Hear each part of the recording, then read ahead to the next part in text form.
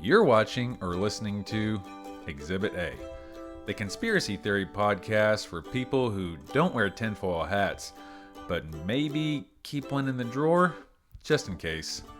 We take a long, uncomfortable look at American history. The parts they printed, the parts they buried, and the parts that might have been fiction from the jump. If you're here for sanitized versions of events, this ain't it. But if you're here to tug at the threads, flip the stones, and maybe lose a little faith in your high school textbooks or any other book, welcome aboard.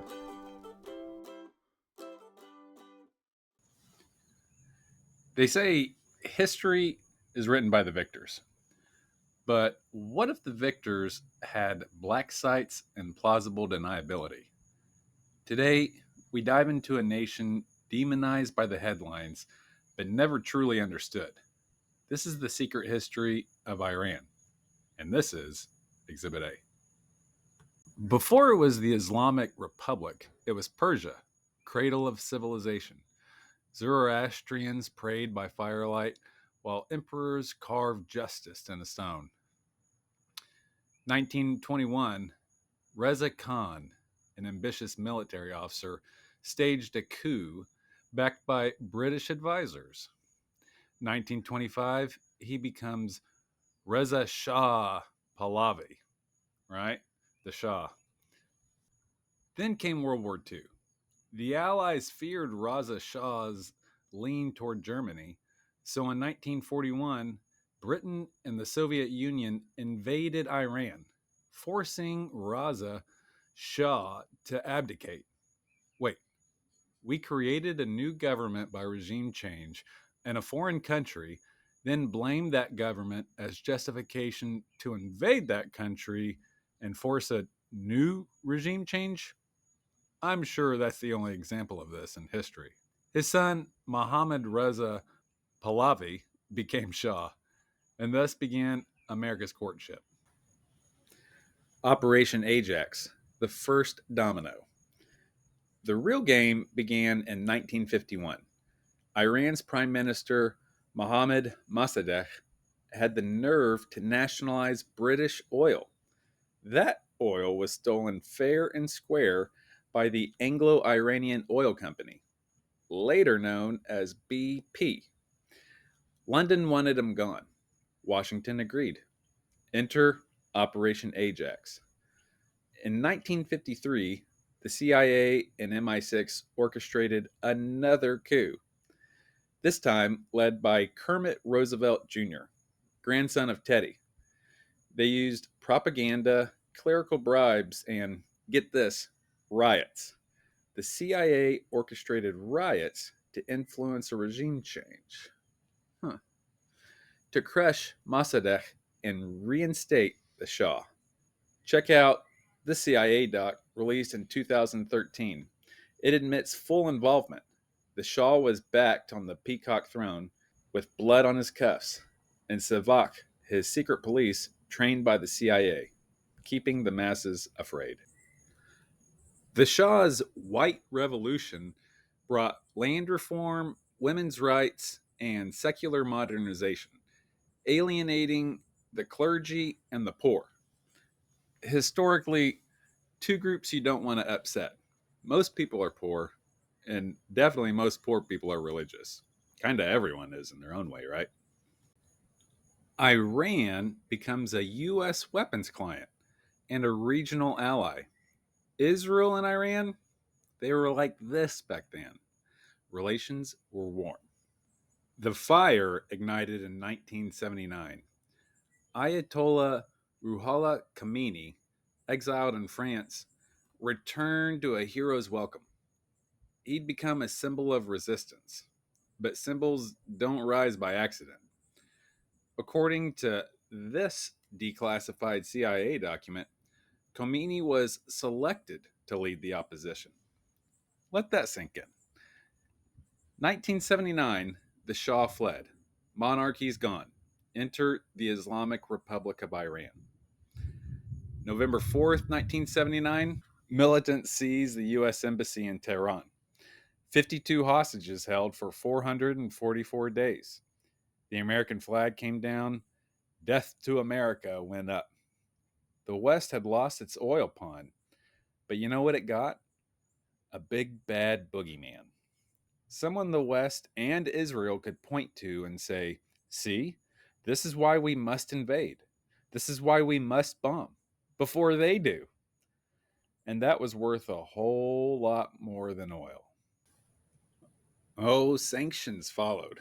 The West cut Iran out of global banking, energy trade, even medicine. Why? Was it really about terror? Or was Iran guilty of the ultimate crime? Sovereignty. Iran refused the petrodollar. It had an independent central bank, and it exported a Shia revolution that threatened US backed monarchies in Saudi Arabia and Bahrain. Maybe it wasn't about nukes.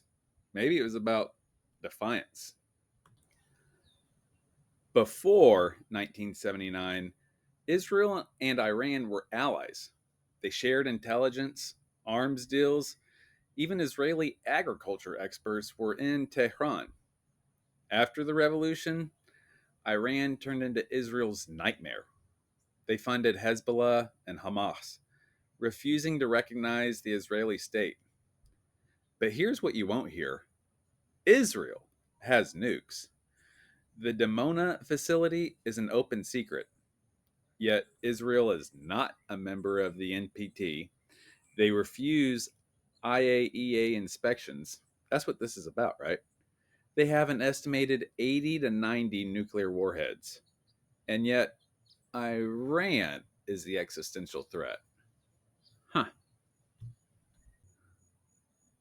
Iran didn't wait for permission to fight. In the 1980s, it bled in the Iran Iraq War. 8 brutal years, with Saddam Hussein backed by the United States. In return, Iran built an asymmetric navy, fielding FAC and FIAC units, fast boats often armed perfect for harassing massive ships. April 2016, IRGC boats harassed U.S. Navy ships. January 2016, 10 U.S. riverine sailors captured off Farsi Island filmed on their knees. They were released unharmed, but the message was clear. This is our water. We don't play by your rules. A little personal background here. I was a U.S. Navy riverine. I was in Riverine Squadron 2 after a joint deployment to Afghanistan. The sailors that were captured in 2016, they were not riverines that deployed to Iraq, Belize, Africa, or Bahrain earlier. The sailors that were captured, they didn't go through the same training. They weren't held to the same standards. This is not intended to be a knock on them, the sailors themselves. That should be an embarrassing and shameful black eye on the Navy's leadership that allowed that to happen. I'll stop there, but there's a lot more I could say. The nuclear question. The director of national intelligence, Tulsi Gabbard, testified to Congress earlier this year, 2025, that Iran was not, under any terms, seeking to create a nuclear weapon. But after Israel attacked Iran unprovoked, probably starting a world war, Donald Trump turned on the director. Trump said, I don't care what she said. I believe Iran was very close to a nuclear bomb. The rest is unfolding right before our eyes. God save the world.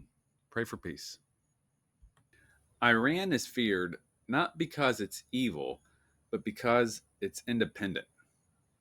No Rothschild's bank, no petrodollar, no submission. No approval from Tel Aviv, Washington, or London.